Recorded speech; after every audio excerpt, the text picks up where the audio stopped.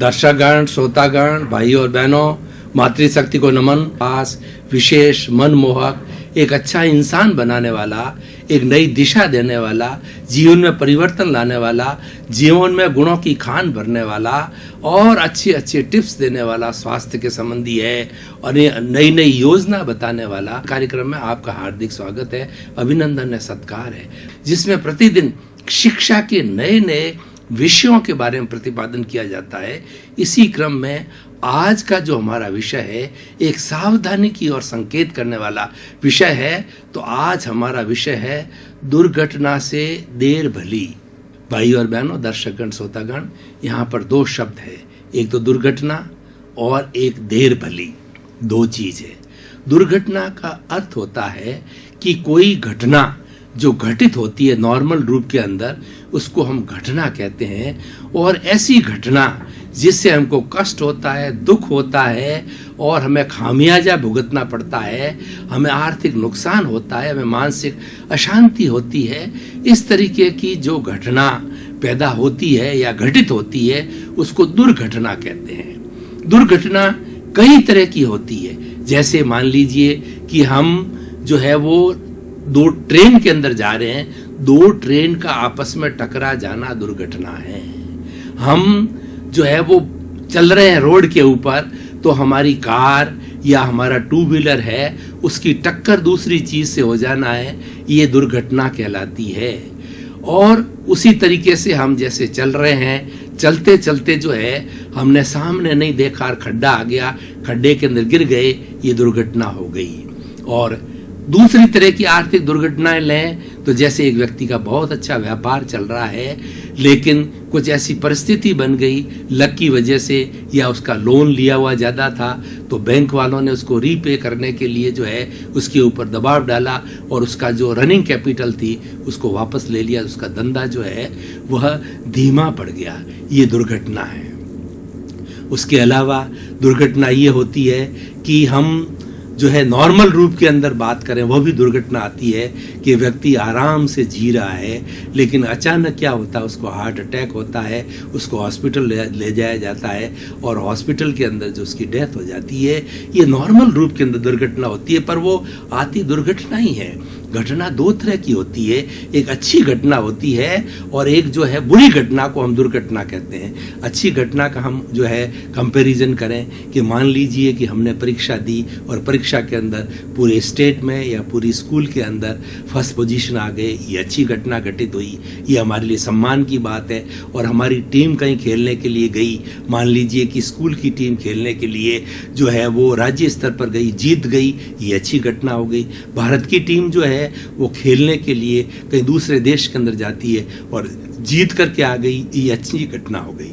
तो इसीलिए अच्छी घटना जो घटित होती है उसमें सबको प्रसन्नता होती है, कोई तकलीफ नहीं होती है। लेकिन यहाँ पर जो बात कही है कि वो दुर्घटना की बात कही है कि हमारे साथ में अहित ना हो, हमारा नुकसान नहीं हो, हमको कष्ट नहीं पहुंचे, उसके लिए हम क्या करना चाहिए, ये सावधानी के लिए कहा गया है कि दुर्घटना से देर भली।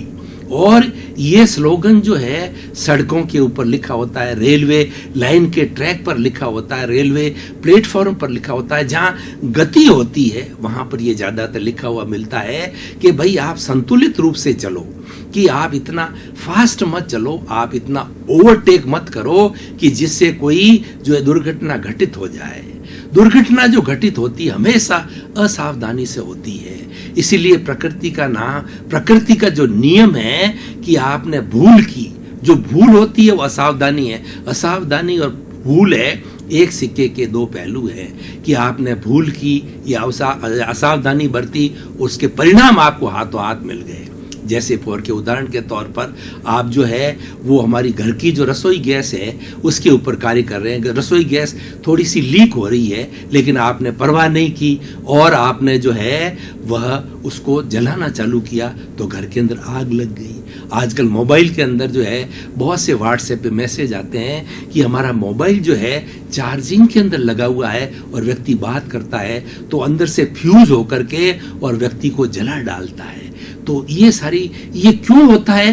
हमारी असावधानी के कारण होता है। सारी दुर्घटनाएं घटित होती है वह असावधानी के कारण होती है। इसीलिए अगर मान लो व्यक्ति असावधानी की जगह सावधानी बरते तो दुर्घटना घटित नहीं हो सकती है। उदाहरण के तौर पर आप देखिए कि हम अपनी बाइक चला रहे हैं या अपनी हम 4 व्हीलर चला रहे हैं तो अपनी साइड के अंदर चल रहे हैं, धीरे धीरे चल रहे हैं, ओवरटेक नहीं कर रहे हैं, सारी सावधानी बरत रहे हैं तो कोई भी दुर्घटना हमारी घटित नहीं होगी।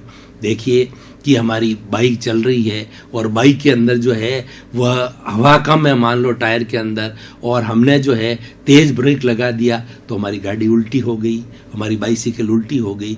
तो ये असावधानी के कारण हुआ कि आपने बराबर जो उसके अंदर हवा क्यों नहीं रखी, और जो स्पीड जितनी आवश्यक है उतनी स्पीड पे क्यों नहीं चले, और आपने ब्रेक एकदम क्यों दे दिया। जितनी भी दुनिया के अंदर दुर्घटनाएं होती है उस सब के पीछे एक ही कारण है, असावधानी। उसको हम अपनी भाषा में भूल भी कह सकते हैं। इसीलिए यह कहा गया है कि भुगते उसकी भूल हुआ सो न्याय। इसका अर्थ क्या हुआ कि मैं कोई भी चीज़ भुगत रहा हूँ, मैं कष्ट भुगत रहा हूँ, तकलीफ पा रहा हूँ, दवाइयाँ ले रहा हूँ, या किसी तरह की मिजरीज मेरे साथ के अंदर है, तो ये मिजरीज क्यों हुई, इसका मैं एक दार्शनिक पक्ष आपके सामने प्रस्तुत कर रहा हूं कि ये मिजरीज क्यों पैदा हुई, क्यों उस मिजरीज का, उस दुख का, उस कष्ट का, उस अज्ञान का मैंने किसी न किसी समय के अंदर उसका बीज वपन किया है। आज उसका फ्रूट बन करके, आज उसका फल बन करके मेरे सामने आ रहा है और मैं उसको भुगत रहा हूं। तो बताइए कॉज किसने डाला? कॉज मैंने डाला। तो भूल किसने की? भूल मैंने की। अगर वो कॉज नहीं डालता, अगर वो बीज का मैं वपन नहीं करता तो आज मुझे वो फल नहीं मिलता। इसीलिए जो व्यक्ति भुगत रहा है यानी कष्ट पा रहा है, ये दार्शनिक दृष्टिकोण है और इस विषय से जुड़ा हुआ है। इसलिए बात कर रहा हूं कि कोई भी व्यक्ति जो है वह भुगत क्यों रहा है, इसीलिए भुगत रहा है कि उसने भूल की है और हुआ सो न्याय। इसका मतलब यह है कि ईश्वर क्या न्याय है, ईश्वर सबसे बड़ा न्यायाधीश है।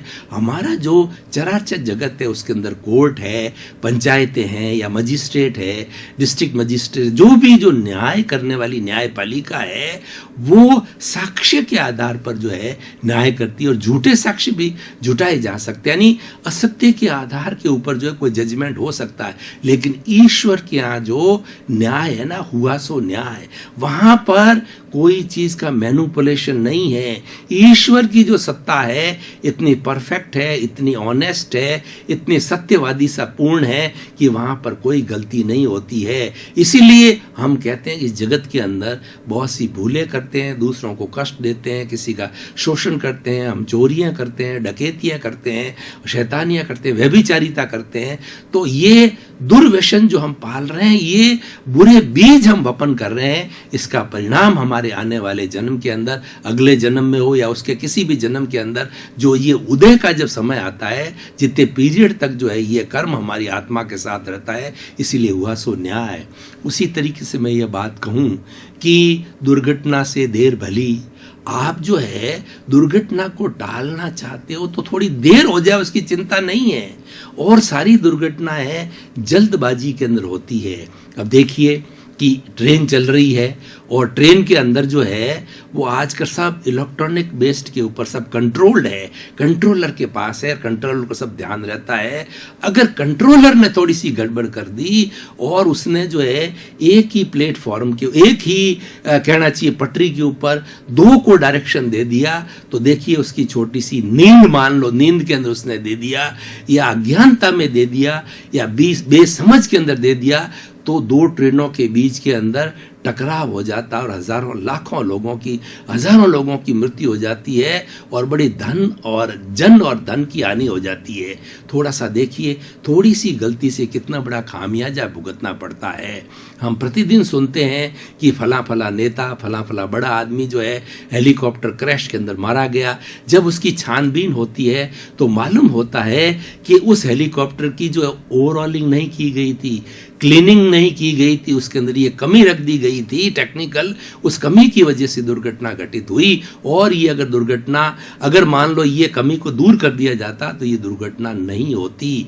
मतलब उस कमी को दूर करने के लिए थोड़ी देरी कर दी जाती तो कोई बात नहीं, व्यक्ति तो सेफ रहता, व्यक्ति नहीं जाता और हेलीकॉप्टर क्रैश नहीं होता।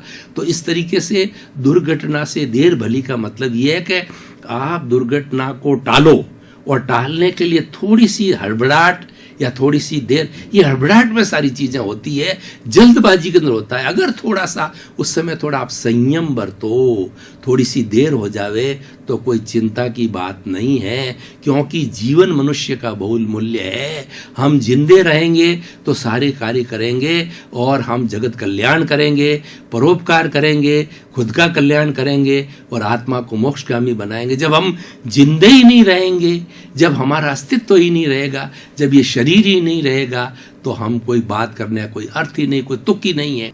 इसलिए भाई और बहनों, दर्शकगण, श्रोतागण, बहुत ही सुंदर स्लोगन है और व्यवहार जगत के अंदर इतना सटीक स्लोगन है, हर व्यक्ति को इसका पालन करना चाहिए, 100% पालन करना चाहिए और जीवन के हर फील्ड के अंदर पालन करना चाहिए।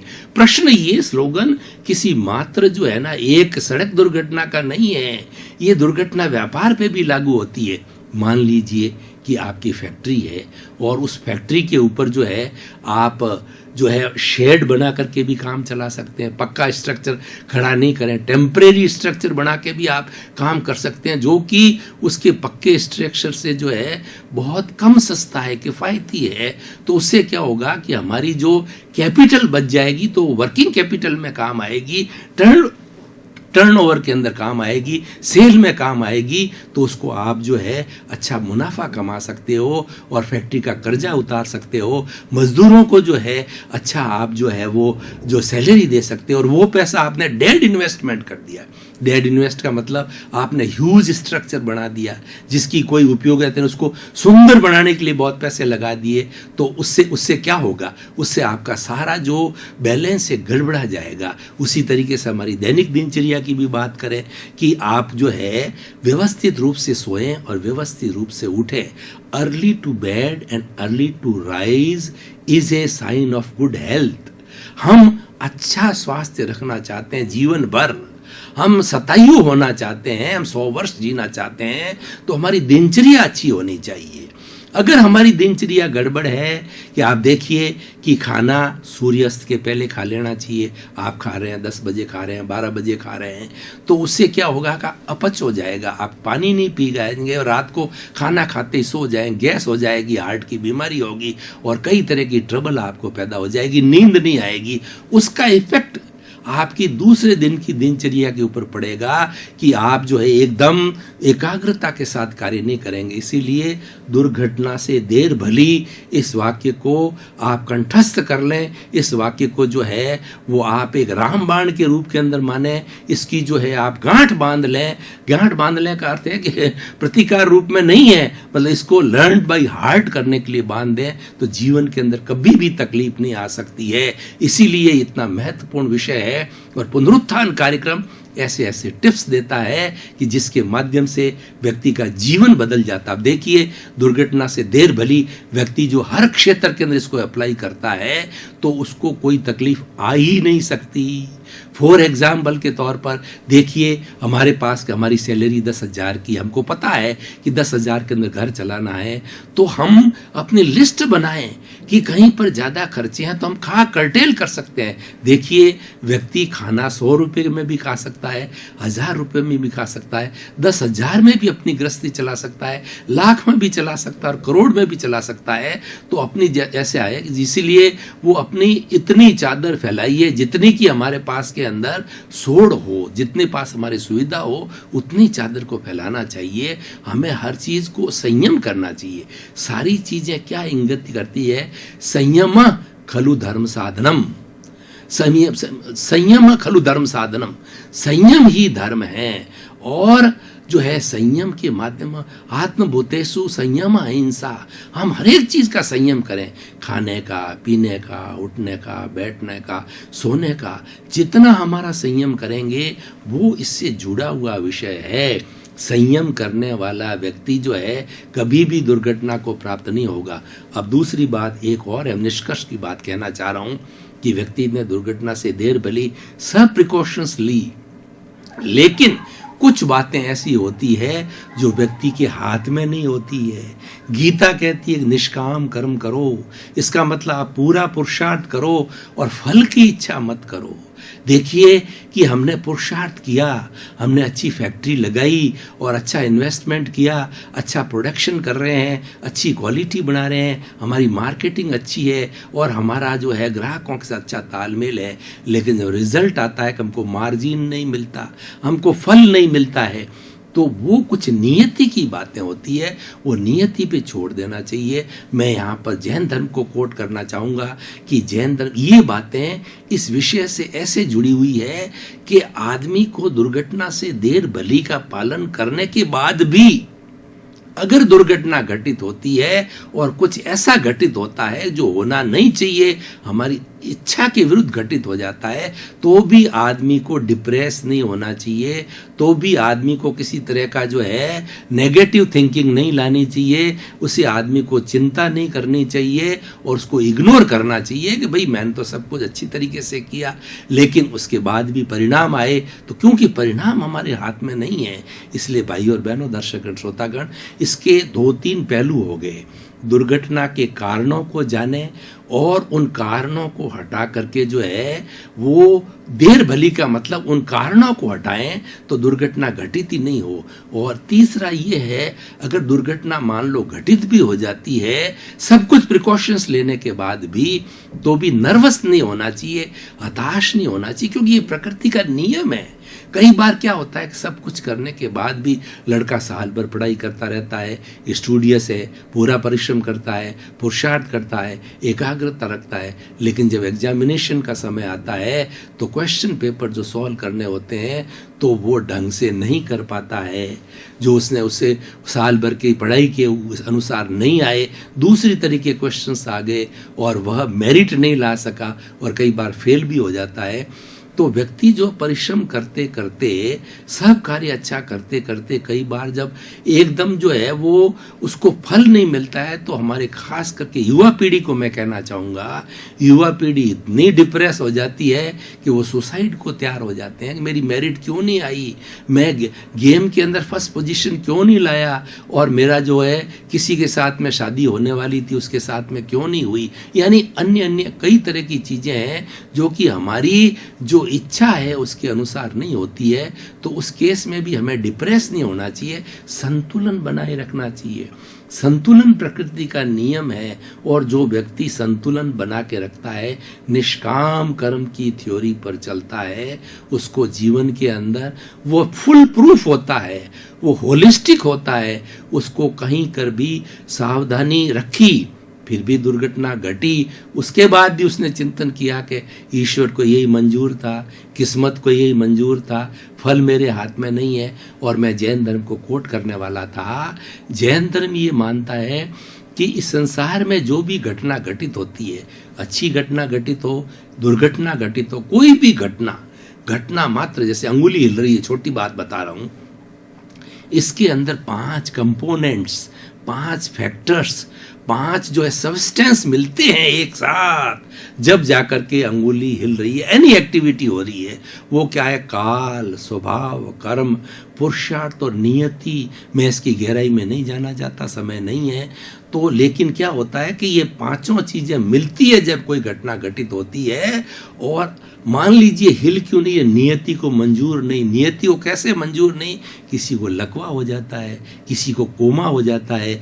दर्शकगण, श्रोतागण, भाई और बहनों, आपका बहुत बहुत धन्यवाद। जो कोई भी एक्टिविटी की जाती है उसके अंदर श्रोता दर्शक गण उसमें इंटरेस्ट लेता है तो वह चीज फलीभूत होती है और होनी भी चाहिए, क्योंकि हमारा पुनरुत्थान कार्यक्रम का जो मुख्य उद्देश्य है वो जगत कल्याण करने का है। सर्वे भवन्तु सुखिनः, सर्वे भवन्तु निरामया। इसी क्रम में आप सभी का जीवन मंगलमय हो, आनंदमय हो, सुखमय हो, प्रेममय हो और शतायु होकर के समाज की खूब सेवा करें, सोसाइटी की सेवा करें आप, और परोपकार जीवन भर करते रहें।